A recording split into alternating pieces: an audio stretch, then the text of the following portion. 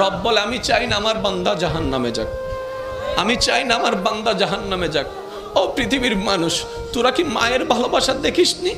বাবা যখন মারতে মারতে তোকে বিছানায় শোয়াই ফেলেছে, ভাত বন্ধ করে দিয়েছে তোর অন্যায়ের কারণে, তোর মাটা তোর জন্য 2 বেলা ভাত খাই নাই, 3 বেলা ভাত খাই নাই, 4 বেলা ভাত খাই নাই।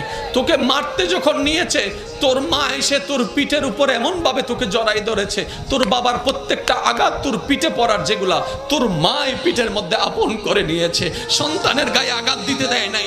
ও মা, তোর কাছে এত মায়া কেন? ও মা, তোর কাছে এত ভালোবাসা কেন?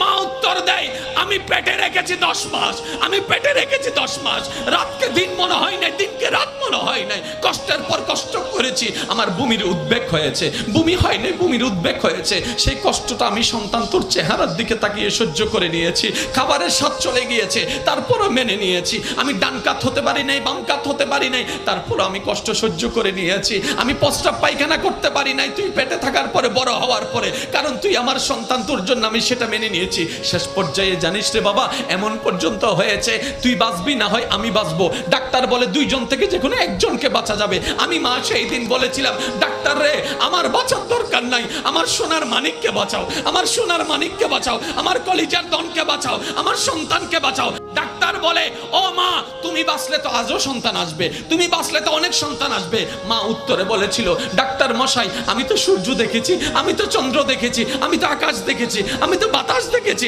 আমি তো দুনিয়া দেখেছি, আমার বাবা আমার মা কিচ্ছু দেখে নাই, আমার সন্তান কিছু দেখে নাই, আমার কলিজা কিছু দেখে নাই। আমি মা নিজে বাঁচার জন্য পাষাণের মতো সন্তানকে মারতে পারবো না, সন্তানকে মারতে পারবো না, সন্তানকে মারতে পারবো না। রব বলে, ওই মায়ের তুলনায় 1000 গুণ আমি রব তোকে ভালোবাসি।